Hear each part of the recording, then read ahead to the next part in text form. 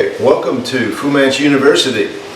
Here we are at the fireside, and I'd like to, of course, we don't light that fire because we're in Florida, and we have the presence of mind to understand that it's far too hot here in Florida to be lighting fireplaces.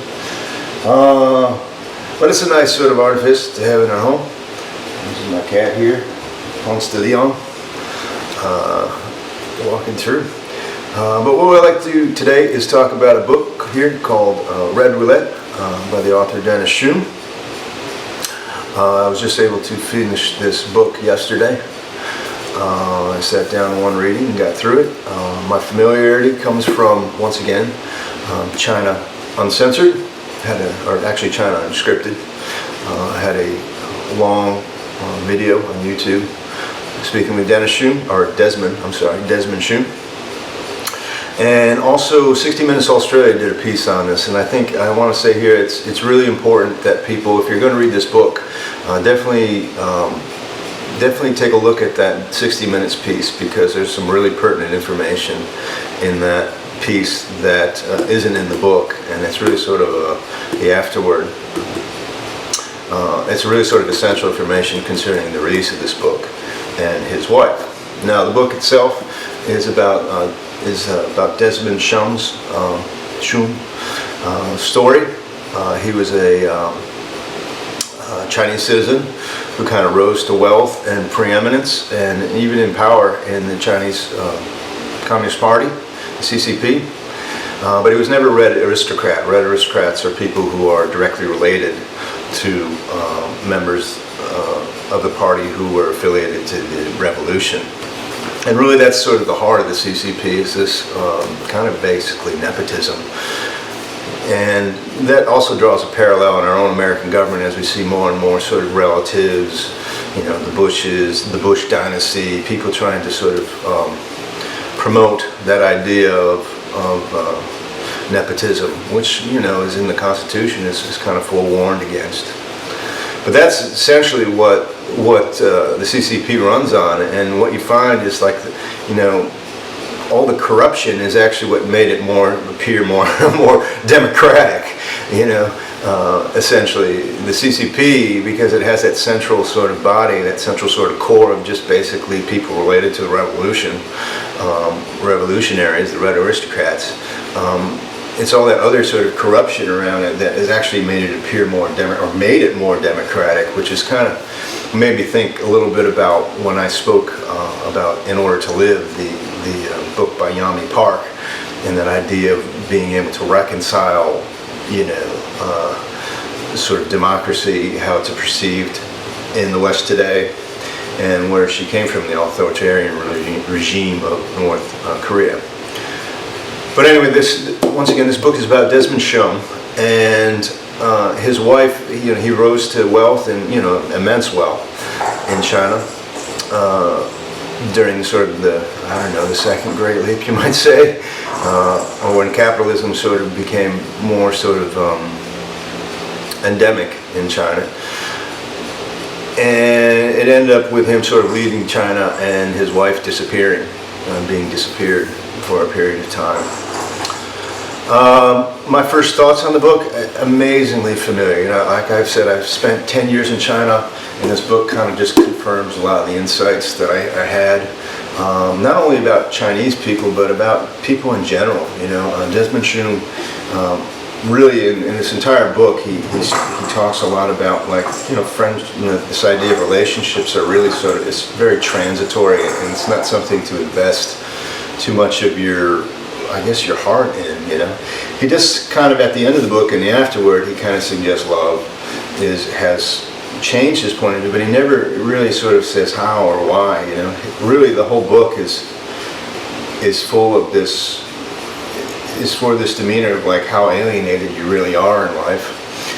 And I feel that that's my same sort of having had this idea of deeper. He talks about his wife trying to say you need deeper relationships, and his position is that's all bunk, because even deeper relationships will throw you in the bus. And my own personal experience kind of shares that. I've had family members, friends for 30 years. They will throw you under the bus when something new or more advantageous comes along. They will definitely throw you under the bus. And so like this idea of seeking deeper relationships just seems sort of self-defeating in a lot of ways. Just kind of a con game, really. But at the same time, like that sort of like crass perspective of relationships is just how business is done in China. It's like you're supposed to go in there seeking deeper relationships with people, and you're supposed to try and establish them through like the most superficial, like frat boy kind of way, drinking parties and all that. And he goes into that quite a bit with the Muay Thai, being so central to it. You're supposed to go into all these relationships trying to make this sort of a familial relationship, and at the same time you're supposed to hold in the other half of your sort of heart is like, this is not going to lead to anything. This is something I can't trust in the end anyway. I'm really still on my own, no matter what. So it's kind of interesting, him as a person is somebody I kind of feel like I'm very familiar with. I'm very know, and it's kind of strange because like if you looked at my own personal the data out there that's available to me, there's certain things that are just congruent with my own life, oddly, sort of celestially. Like he talks about this Half Moon Cafe in Hong Kong, or no, actually Beijing, I think, and that's amazing to me because that's where I got my first gig. If you look at my video for the Long Lost Friend song, I speak about the Half Moon Cafe, but my Half Moon Cafe was in Schenectady, and I made this video, this song, thinking of the owner, this guy Richard, who I had known for quite a period of time, and how he gave me my first gig. And so I wrote, and how I went back to the Half Moon Cafe at that time, many years later, and I just kind of felt endeared by seeing these people again. But he talks about that in here. He also talks about an instance where somebody comes up. His father used to beat him relentlessly, and I'm familiar with that in China. Like Chinese people can be very severe on their children. And I recall just as recent as 2020, 2019, 2020, that when I was living in Xinjiang, one of the people below me in my apartment building was just relentlessly going after their child. I would just hear him screaming and yelling, and the woman screaming and yelling, and I could only assume that she was beating him. And like most people, I was just kind of like hoping for it to stop. That was just kind of sort of a temporal disciplinary measure, but it just was relentless to the point that I had to go down there and say something and at least see if the boy was okay. And I recall very vividly, how shocked she was to see a foreigner. And I knew I would be jeopardizing my position because it's, it's that position that you get even here in America. Who are you to tell me how to raise my children? But on top of that, like, who is a foreigner to tell me how to raise my children? But I just kind of said, I want to see if the boy is okay. He didn't seem to have any sort of welts or anything on his face. This was kind of also during the COVID-19. But anyway, so that happened. Like I said, being a foreigner in China, like you're even jeopardizing your position even more by doing such things, because they can, she could have very easily went to the school and so this foreigner is, disrupting to our harmony or something like that, or go to the elders, and they would convey it to the school and so on and so forth. But I just felt like, as a, just in terms of, concern for the well-being of a child, that it had risen to the point where I needed to sort of go and check on this boy and stop it. And he appeared okay, and I said, I want to see if he's okay, And anyway, Desmond Shum talks about that. He had that experience too as a child, and he was grateful for a neighbor who came down and did sort of interfere, I guess, did sort of check on him and sort of mitigate that sort of somebody who did step in and kind of stop it. And he's grateful for that. So I feel it's good to hear that. It's good to hear that, and to think that maybe that boy, because I remember very clearly this sort of shocked look that there's this foreigner seeing if wants to see if I'm okay. It's good to hear that, even if it isn't me. But anyway, otherwise, it's this is an amazing amount of information here. A lot of the things I underline and discuss and sort of pull out of this book. If you really want to kind of know how Xi Jinping and rose to power, it gave me a lot of insight on that, sort of what was going on between Bo Xilai and Xi Jinping, and how they were kind of the princelings kind of vying for the head position of the CCP, and how they took it in another direction. Once again, sort of pulling ranks and sort of reinforcing the idea of the red aristocrat being the sort of controlling faction of China. And it doesn't matter doesn't matter what your wealth or status is or entrepreneur. How they just really sort of are focusing on a kind of nepotistic sort of which sort of definitely sort of is that Chinese characteristic of being an emperor dynasties, and just really, communism is just a system for sort of facilitating that by using this, rhetoric of the people. And I guess you see that in the Democrats, but there's so many things in here that just kind of bring back China to me, and that was kind of a good thing. Just some of the Chinese people I knew and their attitudes. I thought this was hilarious when I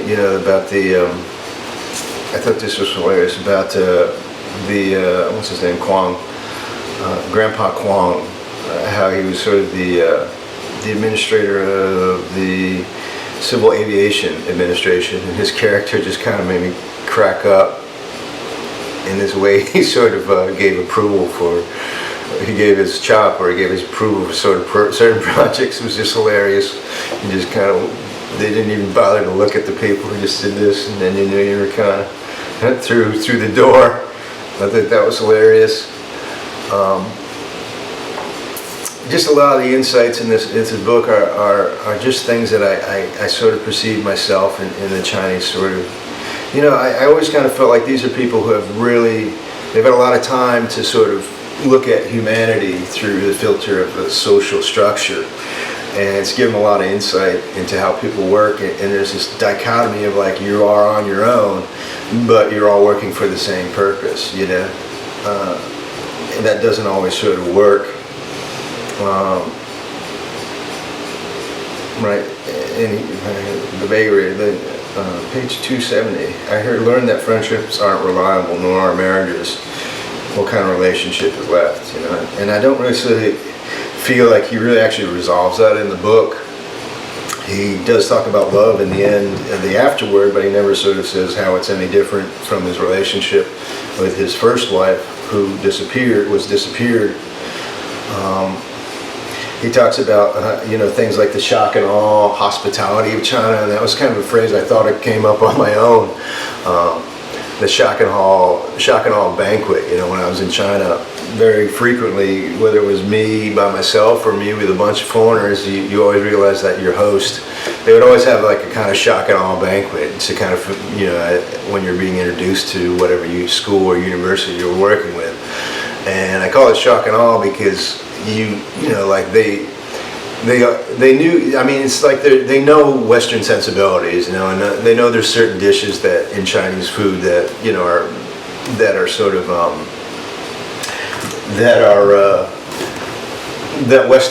are kind of easy on Westerners' palate, are more sort of akin to Western palates, like gong pao ji di, So you kind of, like a lot of, like in some banquets, the host will be like considerate of that and put, you'll give the gong pao ji di or just like, sliced chicken or something like that.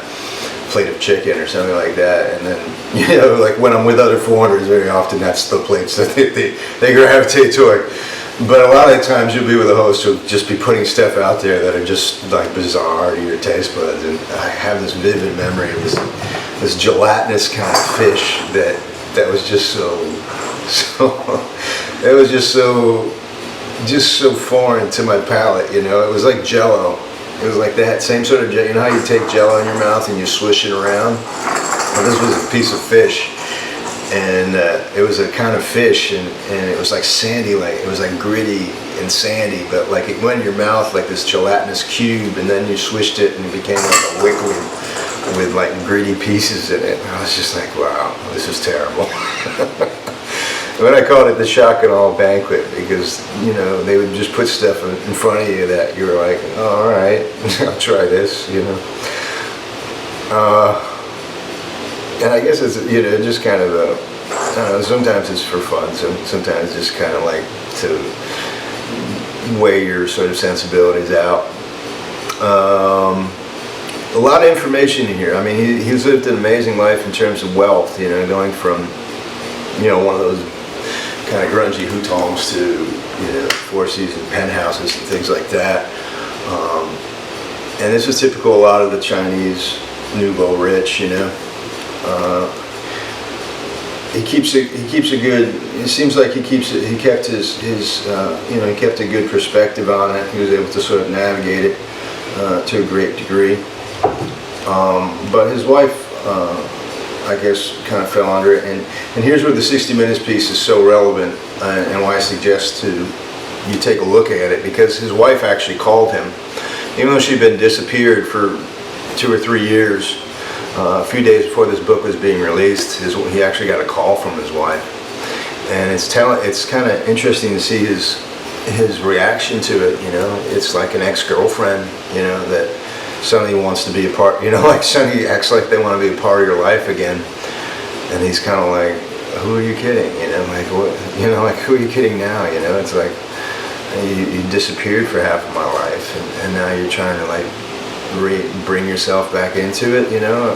Like life is, you know, I've moved on.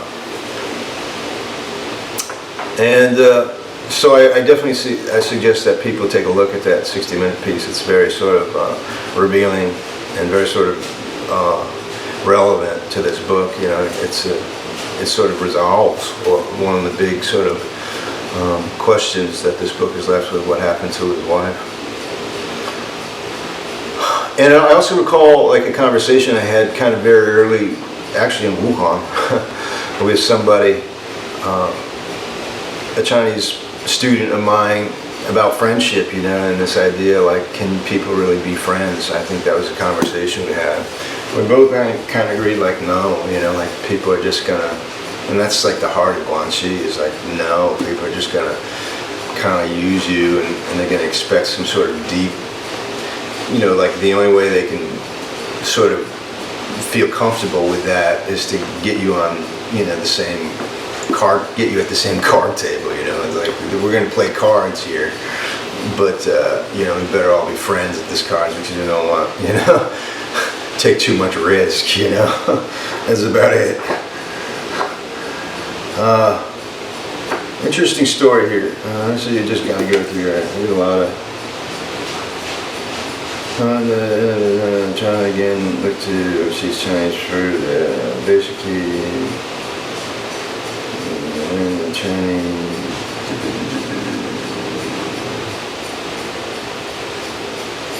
oh, yeah, the Chinese, you know, he talks a little bit about the Chinese Communist Party during the Cultural Revolution when looking for overseas Chinese to kind of for funds, you know, to keep them sort of propped up. And how a lot of they looked at Chinese Americans, and I was just like, that's basically what happened during the gold rush in America. Is, you know, the emperors were looking for overseas Chinese to bring them gold, and that's what led to the Exclusion Acts, because, you know, Americans were caught on to that.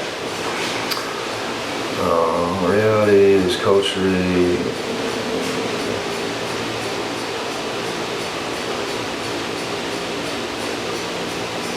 Really, it's Clearly we had a many Christian patients, blah, blah, blah. Sometimes the culture class continued throughout Whitney's stay in New York. He talks a little, where he's talking a little bit about Whitney, and Whitney came to America to have her baby, and how she was trying to do the same sort of approach, get the deeper relationship with her doctor, and how that really didn't work in America because doctors don't really expect that sort of like, she was taking out their sons and daughters and lavishing gifts on them of the doctor trying to get favored treatment. And really it's just kind of, that we kind of regard that as corruption, but they kind of regard that as democracy in China, That's the closest they get to democracy in China, where people have some sort of ability to represent themselves or represent their own sort of initiatives or sort of objectives.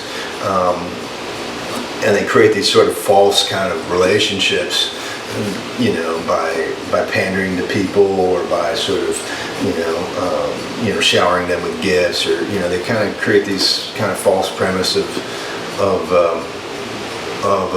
kinship, I guess, or some sort of familiarity with one another, through those means. And yet there's an objective. There's there's an objective in doing that. All right, so I think that's all we have to say about Red Roulette. At least I hope it is. I hope later I'm sure I will, though. I'm sure I'll have thoughts later on that I wish I had put in this video, but that I exclude from this video.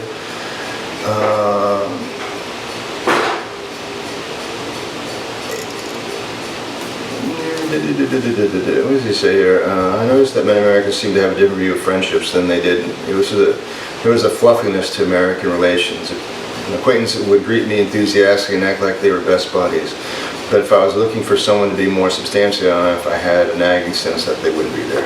Yeah, I totally agree with that about Americans. Even we come across as, we do that same sort of like, yo, we're buddies, yo, yeah, we're friends and all that. And but those people are going to kind of disappear once, like I said, once something new comes along in their life, or new or more advantageous to them. Like they'll, I've had friends, like Facebook made that even more sort of pertinent.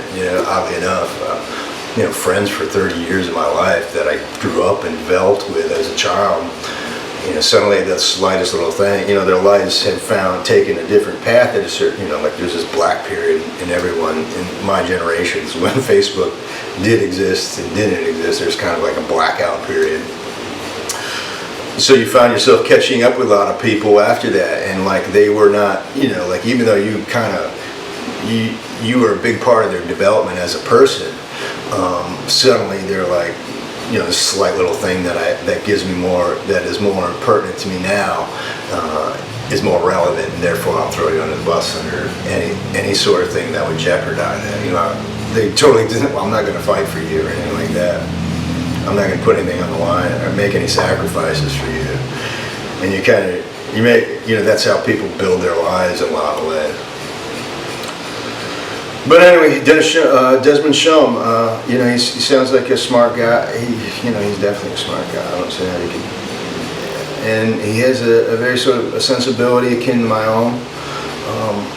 He reminds me of people I met, very familiar, and I actually kind of am grateful that I've been able to sort of recall that this kind of, brings me back to that. Over the last couple of years, I haven't really had a chance to really focus on my Chinese experiences in China. Also, this goes in a great deal about, like what happened with Jack Ma, how the, CCP, Evergrande is in here, the people who are the CEOs of that. He's had business with all of these people. So it's a good sort of window into sort of the more sort of intimate history or intimate insight into what was going on there, or what is still going on today. Red Roulette, I would say take a look at it if you're interested in sort of the political landscape of today and that of China. But that's all for today. I hope you join me next time here at the fireside, and we'll chat then. Thanks for visiting. Fu Manchu.